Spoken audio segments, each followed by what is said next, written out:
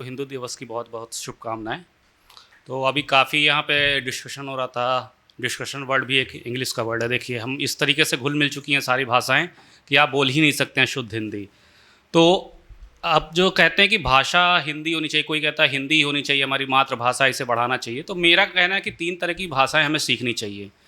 वो हिंदी भी हो सकती, कोई भी हो सकती। पहली भाषा हमें वो सीखनी चाहिए जो हमारे माँ बाप बोलते हैं। दूसरी भाषा हमें वो सीखनी चाहिए जिससे हमें ज्ञान मिलता है। अगर हम कह देते कि जर्मन खराब भाषा है तो हम कभी होम्योपैथिक सीख नहीं पाते।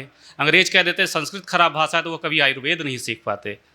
तो ये, और तीसरी भाषा हमें वो सीखनी चाहिए जो हमें रोज़गार दे सके। अगर आपको फ्रांस में रोज़गार करना है तो आपको फ्रेंच ही सीखनी चाहिए। वहाँ आप अंग्रेजी बोल करके रोज़गार नहीं कर पाएंगे। अगर आपको तमिलनाडु में रोज़गार चाहिए तो आपको तमिल सीखनी चाहिए। वहाँ आपको अंग्रेजी की ज़रूरत नहीं है, वहाँ आपको जर्मन की ज़रूरत नहीं है। तो 3 भाषा आप सीखिए। कोई भी भाषा छोटी बड़ी नहीं होती है। बाकी हिंदी, चूँकि हम लोग हिंदी भाषी हैं तो हमें हिंदी दिवस को और हिंदी को आगे बढ़ाना चाहिए। तो हमारी जो पहली कविता है वो श्री कृष्ण के ऊपर मैंने लिखी है। श्री कृष्ण सा व्यक्तित्व, ये कविता का शीर्षक है। व्यक्तित्व विकास कुछ ऐसा हो, महारथी कृष्ण के जैसा हो, उन्मुक्त हो मन ना मरण का भय, काल को ही तुम मृत कर दो, जो पुत्र हो तुम तो यशोदा माँ की ममता को संतृप्त कर दो। कूटनीतिक हो तो चलो दांव, कूटनीतिक हो तो चलो दांव, भी शत्रु को दुर्बल कर दो, बिन युद्ध पराजित वैरी हो, कड़वीर को तुम निर्बल कर दो। जो बनो भूप जो नेता हो, कंसरूपी दुष्टों का नाश करो, जनमानस ना हो ही दीनहीन, हर्षोल्लासित हो उद्धार करो। जो बनो मित्र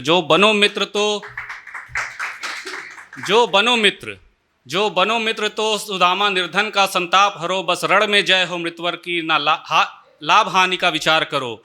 जो उठाओ अस्त्र तो काठ चक्र सम्मुख, ब्रह्मास्त्र का बल फीका हो, जो बनो कवि जो लेखक हो, रच दो महाग्रंथ छन छन गीता हो।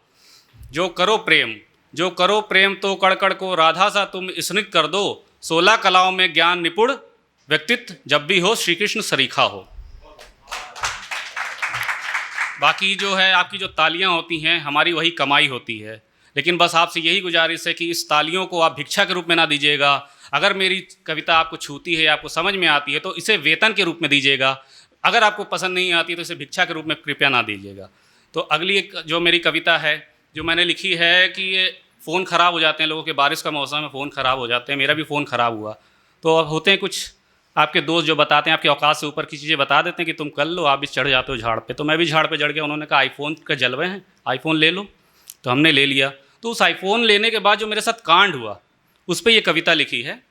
तो शीर्षक है आईफोन के जलवे। लिया था आईफोन नया, स्लीपर की सवारियों को तिरस्कृत निगाहों से देख रहा था। हर ओप्पो सैमसंग वीवो वाला मेरी हरकतें देख के थोड़ा थोड़ा झेप रहा था। तभी स्टेशन पर आई चोर चोर की आवाज़। मैं भी निकला डब्बे से, देखूं हो गई क्या बात। अपने डिब्बे से जैसे ही बाहर झांका, मेरे से सामने से भागा वो चोर छोरा बांका। अपनी शर्लाक निगाहों से उसे ही तो ढूंढ रहा था। पकड़कर उसे रील बनाने की सोच रहा था। सोचा पकड़कर उसे हीरो बन जाऊंगा। शाबाशी ना सही, मेडल ना सही, शाबाशी तो पाऊंगा। टीवी में इंटरव्यू होगा, पॉडकास्ट बनाऊंगा, फेमस हो जाऊंगा। तभी गाल पर तमाचे जैसा कुछ महसूस हुआ। छू कर देखा तो तमाचा ही था। अपने सपनों से मैं अभी जागा ही था, तब तक उसने दूसरा कंटाप जड़ दिया, मुझे रेल के डिब्बे पे अड़ दिया। बोला अबे उजड़े चमन चोरी करता है, ऊपर से तना खड़ा है, सीना जोरी करता है। मैं हड़बड़ाया, थोड़ा सा पकाया। मैंने कहा ये क्या गणित है भाई, ऐसा क्या देखा मुझ में शकल चोर की नजर आई। बोला देख मेरे पास आईफोन है भाई। तब उसने सम्मान पूर्वक कॉलर पकड़ा और फिर आगे कथा सुनाई। कहा तू नहीं है चोर, नहीं है चुराया, तो बता माइक्रोमैक्स की शकल के पास आईफोन कहाँ से आया। बोला तू नहीं है चोर, नहीं है चुराया, तो बता माइक्रोमैक्स की तेरी शकल है, तेरे पे आईफोन कहाँ से आया।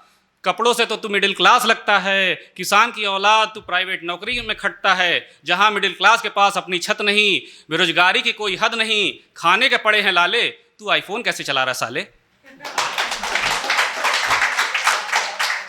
बातें उसकी सुन मुझे अपनी असलियत याद आई। मैंने कहा अरे बड़े भैया फ़ोन है ऑन EMI। आईफोन बदौलत बड़ी मुश्किल से गर्लफ्रेंड पटी है, ये तो हमको पता है ना उधार में हमारी कितनी फटी है। सोचा था आईफोन लेकर के दिखाऊंगा जलवे, अब हर ईएमआई पे चाट रहा हूं अपने बॉस के तलवे। पता नहीं फ्यूचर डार्क है कि ब्राइट है, पर इंस्टाग्राम पर भौकाल पूरा टाइट है। आज का युवा दिखावे की दुनिया में जी रहा है, कुंठाग्रस्त हो डिप्रेशन में पी रहा है। आज का युवा दिखावे की दुनिया में जी रहा है, कुंठाग्रस्त हो डिप्रेशन में पी रहा है। जनता वर्चुअल रियलिटी में इतना रम गई है, सुना है इसी तरह भारत माँ दुनिया की 5वीं अर्थव्यवस्था बन गई है। नमस्कार।